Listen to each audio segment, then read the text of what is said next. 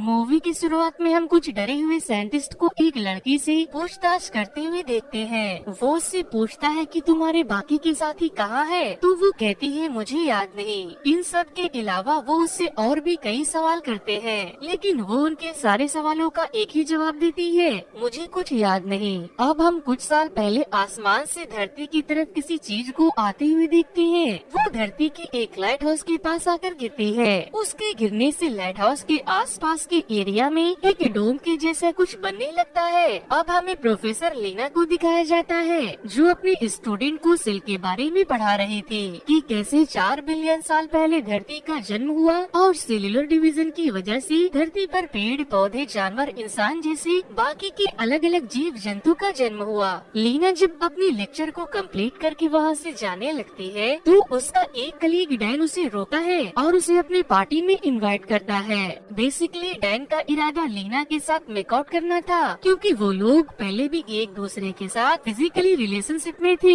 लेकिन अब वो उसके साथ जाने से मना कर देती है और अपने घर आकर वो अपने हस्बैंड केन के साथ बिताए कुछ मोमेंट्स को याद करके रोने लगती है। दरअसल लीना के हस्बैंड आर्मी में थे, जो 1 साल पहले एक मिशन पर गए थे और वो अब तक वापस नहीं लौटे। लीना अपना ध्यान हस्बैंड की तरफ से हटाने के लिए अपने रूम को पेंट करने लगती है और तभी उसका हस्बैंड वहाँ वापस आ जाता है, जो अभी भी जिंदा था। लीना उसे देखकर बहुत खुश होती है और उसे गले लगाकर रोने लगती है। लीना नोटिस करती है कि केन कुछ ठीक बिहेव नहीं कर रहा। वो पूछती है कि तुम इतने दिन से कहाँ थे, तो वो कहता है मुझे नहीं पता। वो उसे बहुत से सवाल करती है, जैसे तुम कहाँ थी, क्या कर रहे थे, क्या तुम्हें मेरी याद नहीं आई, वगैरह वगैरह। लेकिन केन उसके सारे सवालों का एक ही जवाब देता है, मुझे कुछ भी याद नहीं। फिर केन जब टेबल पर रखे एक गिलास में से पानी पीता है, तो उसके मुंह से ब्लड आने लगता है। इसीलिए लीना उसे एम्बुलेंस से हॉस्पिटल ले जाने लगती है,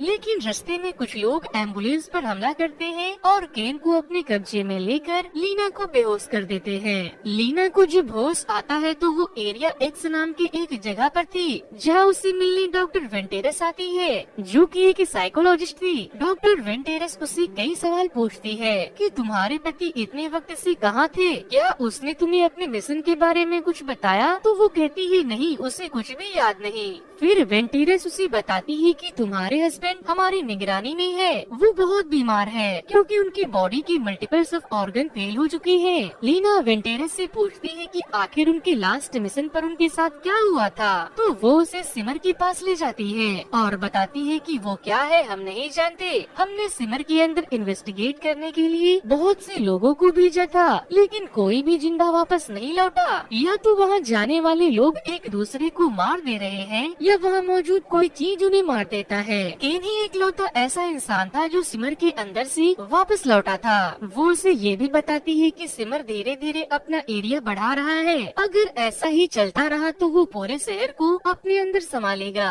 फिर रात को वहीं पर लीना की मुलाकात आनिया, केसी और जोशी से होती है। वो लोग वेंटेरस के साथ सिमर के अंदर स्टडी करने के लिए जाने वाले थे। केन की हालत बहुत ही नाजुक थी, वो मरने वाला था। तभी लीना की यादों से हमें पता चलता है कि केन को लीना और डैन के अफेयर के बारे में पता चल गया था, लेकिन फिर भी उसने लीना से कुछ नहीं कहा और अपने मर्जी से सिमर के मिशन को चुना, ताकि लीना डैन के साथ खुश रहे। इसीलिए लीना वेंटेरस के साथ उस मिशन पर जाने के लिए जिद करने लगती है, ताकि वो ये जान सके कि केन के साथ वह क्या हुआ था। वेंटेरस उसे अपने साथ ले जाने के लिए तैयार हो जाती है, लेकिन लीना सबको ये बताने से मना कर देती है कि केन उसका पति है। अगले दिन 5 लड़कियां अपने पूरे सामान के साथ सिमर के अंदर इंटर करती है। सिमर एक डोम की तरह दिखता है, जिसकी दीवार कलरफुल प्रिज्म की तरह थे। वो सारे लोग सिमर के अंदर चले जाते हैं और फिर हम उन लोगों को एक कैंप में उठते हुए देखते हैं। लीना उस जगह को ध्यान से देख रही थी, तभी उसे बाकी के लोगों की आवाज सुनाई देती है। उन सबको सिमर के अंदर आने के बाद का कुछ भी याद नहीं था।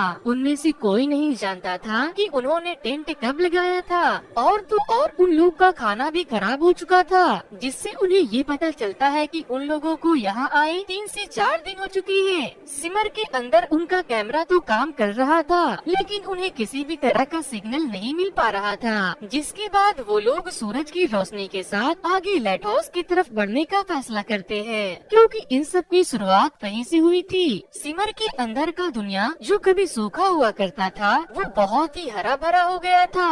वहाँ कई पेड़ पौधे और कई सारे रेयर स्पेसिस थे जो पृथ्वी पर कहीं भी नहीं पाए जाते थे। तभी जोशी पर कोई चीज हमला करके उसे पानी पर बने एक घर में खींच लेती है, लेकिन बाकी की लड़कियाँ उसे खींचकर पानी से बाहर निकालती है। जिसने जोशी पर हमला किया था वो एक अजीब सा मगरमच्छ था। लीना उसे गोलियों से भून देती है, और जब वो मर जाता है तो वो लोग देखते हैं कि उस मगरमच्छ के दांत शार्क की तरह थे, जिससे वो आधा मगरमच्छ और आधा शार्क था। वो लोग लाइट हाउस के जितना करीब जा रहे थे, उन्हें उतनी ही अलग अलग तरह की चीजें देखने को मिल रही थी। वो धरती पर तो थे, लेकिन वहाँ पर मौजूद स्पेसिस में से कोई भी चीज धरती पर की नहीं थी। सिमर के अंदर आई सारी लड़कियों की जिंदगी बहुत खराब थी। आनिया को नशे की आदत थी। जोशी अपनी जिंदगी से परेशान हो चुकी थी, इसीलिए उसने कई बार आत्महत्या करने की कोशिश की थी। केसी ने अपनी जवान बेटी को खोया था। वेंटेरस कैंसर से जूझ रही थी, और लीना केन को धोखा देने के बाद बहुत डिप्रेस हो गई थी। वो लोग सिमर के अंदर मौजूद एक हेडक्वार्टर में पहुंच जाते हैं, जहां उन्हें दीवार पर एक अजीब सा म्यूटेशन दिखाई देता है। उन्हें हेडक्वार्टर के अंदर एक मेमोरी कार्ड भी मिलता है। जब वो लोग उसे प्ले करते हैं तो उन्हें वीडियो में वहाँ केन दिखाई देता है। वो एक सोल्जर के पेट को काटता है तो उसके पेट के अंदर बहुत ही अजीब से जीव के टेंटिकल्स दिखाई देते हैं, जैसे मानो कि उसका शरीर सांप के साथ म्यूटेशन कर गया हो। उसे देखने के बाद सारे लोग बहुत परेशान हो जाते हैं। फिर वो लोग बेसमेंट के ही अंदर उस सोल्जर की डेड बॉडी को देखते हैं, जिसके पेट को काटते हुए केन ने वीडियो बनाया था। उसके बॉडी पार्ट अलग अलग हो गए थे, और उसके अंदर से पेड़ के जैसा कुछ निकल गया था।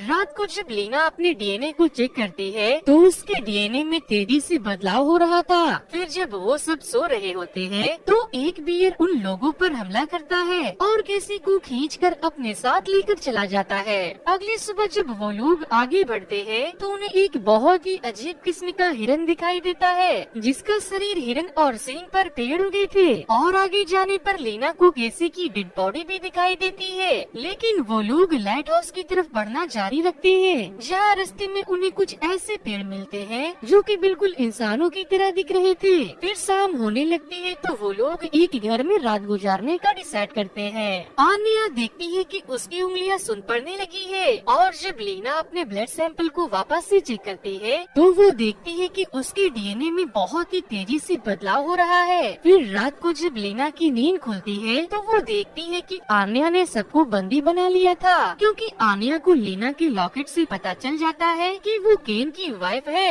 आनिया के ऊपर म्यूटेशन ने असर दिखाना शुरू कर दिया था, इसीलिए वो कहती है मुझे पता है हम सब एक दूसरे को मार देंगे, लेकिन अगर मैंने तुम लोगों को मार दिया तो मैं जिंदा बचूंगी। वो लीना को मारने के लिए आगे बढ़ती है, पर तभी उन्हें केसी की रोने की आवाज सुनाई देती है, जो कि मर चुकी थी। वो लोग उसकी आवाज को सुनकर बहुत ज्यादा डर जाते हैं, लेकिन केसी आनिया की बेस्ट फ्रेंड थी, इसीलिए वो उस आवाज की तरफ बढ़ती है। और अब उन्हें ये समझ आता है कि वो आवाज केसी की नहीं बल्कि उस बेयर की है जिसने उसे मारा था। दरअसल केसी का डीएनए बेयर के डीएनए के साथ म्यूटेंट हो चुका था, इसीलिए वो बेयर केसी की तरह बिहेव कर रहा था। वो बेयर लीना के ऊपर हमला करने ही वाला था कि तभी आनिया वहाँ आकर उस बेयर पर हमला कर देती है, जो उसे केसी समझकर ढूंढने बाहर गई थी। लेकिन वो बेयर आनिया को बहुत ही बेरहमी से मारकर लीना के ऊपर हमला कर देता है, जिसके बाद बाकी के लोग उस बेयर को मारकर लीना की जान बचाते हैं। अब सिर्फ वेंटेरस, जोशी और लीना ही जिंदा बच गए थे। लीना वेंटेरस से उन्हें वापस लौटने को कहती है, लेकिन वेंटेरस वापस जाने से मना कर देती है कि मैं वापस नहीं जाऊंगी क्योंकि मुझे लाइट हाउस तक पहुंचकर इसका पता लगाना ही है। विंटेरिस जानती थी कि वो अगर यहाँ से जिंदा बच गई तो कैंसर उसे मार ही देगा, इसीलिए वो इस काम में ही मरने का सोच कर आई थी और वो अकेले लाइट हाउस की तरफ निकल जाती है। अगले दिन लीना जोशी को अकेला कहीं जाते हुए देखती है तो वो उसके पीछे जाती है, जहाँ उसे पता चलता है कि जोशी पहले ही मर चुकी थी और अब तक जो उसके साथ थी वो बस उसका एक भ्रम था। लीना अकेले ही आगे बढ़ती है और फिर हम उसे समंदर के किनारे देखते हैं, जहाँ क्रिस्टल के जैसे बहुत सारे पेड़ दिखते हैं और बहुत से स्केल से बने पैटर्न को पार करने के बाद उसे फाइनली लाइट हाउस दिखाई देता है। उस लाइट हाउस के आसपास म्यूटेशन सबसे ज्यादा स्ट्रॉन्ग था। लीना लाइट हाउस के अंदर चले जाती है, जहाँ उसे एक डेड बॉडी मिलती है जिसने मरने से पहले खुद को फिल्माया था।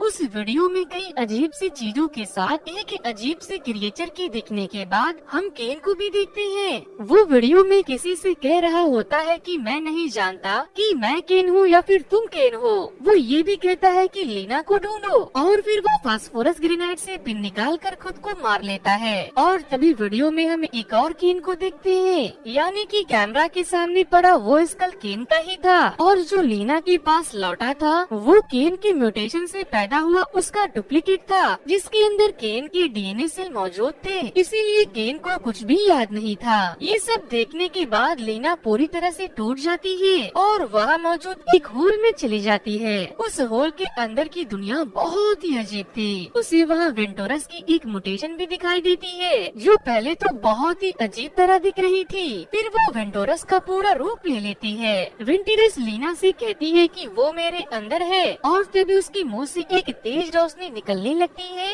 और देखते ही देखते उसका शरीर गायब होकर एक बहुत बड़ा सेल बन जाता है, जो बहुत ही अजीब तरीके से बिहेव कर रहा था और उसके अंदर से अजीब किस्म की आवाज भी आ रही थी। लीना जब उसे देख रही होती है तो वो उससे हिप्नोटाइज हो जाती है और उसकी आंखों से खून निकलकर उस म्यूटेशन के अंदर चला जाता है और देखते ही देखते वो एक क्रिएचर का रूप ले लेता है। लीना उसे शूट करके उस होल से भागने लगती है, लेकिन वो जैसे ही होल से बाहर लाइट हाउस में आती है वो वहाँ उससे पहले पहुँच गया था। लीना उसे देखकर उसे बचने के लिए जैसे जैसे करती है वो क्रिएचर ठीक वैसे ही करता है, जिस वजह से लीना को उससे लड़ने में और उससे बच के भागने में बहुत परेशानी हो रही थी। वो क्रिएचर लीना को नुकसान नहीं पहुँचाता, लेकिन वो उसके हर एक मूव को हूबहू कॉपी करने की कोशिश करता है। फिर लीना उसके हाथों को टच करती है तो वो क्रिएचर लीना का रूप ले लेती है, जिसके बाद लीना उसके हाथ में फास्फोरस ग्रेनाइड थमाकर उसके पिन को निकाल देती है और वहाँ से भाग जाती है, जिसके बाद वो क्रिएचर जलने लगता है।